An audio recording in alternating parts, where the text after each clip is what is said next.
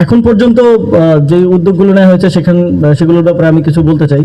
চিকিৎসার যে খরচের ব্যাপারটা আসলে প্রথম দফায় যখন আমাদের উপর হত্যাযজ্ঞ চালানো হয়, আন্দোলনে যখন গুলি করা হয়, প্রথম দফার পর আপনারা জানেন 18 তারিখ থেকে যে হত্যাযজ্ঞ চালানো হয় 5 তারিখ পর্যন্ত তাদের কোনো প্রকার চিকিৎসাই আসলে হয়নি। এবং সরকারি অনেকগুলো মেডিকেল কলেজে বলেও দেওয়া হতো যে এদেরকে ঠিকভাবে চিকিৎসা যেন না দেওয়া হয়। এবং অনেকেই তখন প্রাইভেট অনেক হাসপাতালে চিকিৎসা নিয়েছেন, সেখানে তাদের অনেক খরচ হয়েছে, অনেকের জমি জমা পর্যন্ত বিক্রি করতে হয়েছে। আমরা বলেছি যে যাদের ইতোপূর্বে বিভিন্ন হাসপাতালে খরচ হয়েছে সেটা সরকারের পক্ষ থেকে সেই ব্যয়ভার বহন করা হবে। এবং আপনারা হয়তো জেনে থাকবেন যে পিজি হাসপাতালের সাথে যেই সুপার স্পেশালাইজড হসপিটালটা করা হয়েছিল বিশেষ করে ভিআইপিদের জন্য, আপনারা তো জানেন বাংলাদেশে ইতোপূর্বে ভিআইপিদের জন্য বিশেষ যত্ন সহকারে অনেক কাজ করা হতো।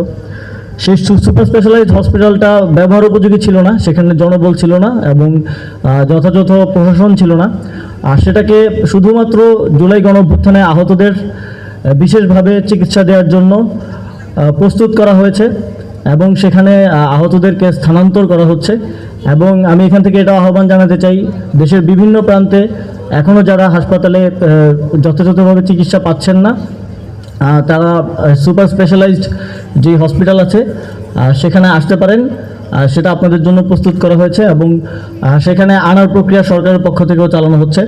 ডাক্তারদের পরামর্শক্রমে আহতদেরকে দেশের বাইরে উন্নত চিকিৎসার জন্য পাঠানোর প্রক্রিয়া চলমান আছে, কিন্তু এক্ষেত্রে অনেকগুলো চ্যালেঞ্জেস আছে। আপনারা জানেন যে আমাদের আহতদের অনেকের বয়স 18 কম, অনেকের পাসপোর্ট নেই, সুতরাং এই প্রসেসগুলো করতে করতে সময়ক্ষেপণ হচ্ছে, সেটার জন্য আমরা দুঃখিত। তবে এক্ষেত্রে দ্রুত ব্যবস্থা নেওয়ার জন্য স্বাস্থ্য মন্ত্রণালয় থেকে একটা কমিটি করা হয়েছে।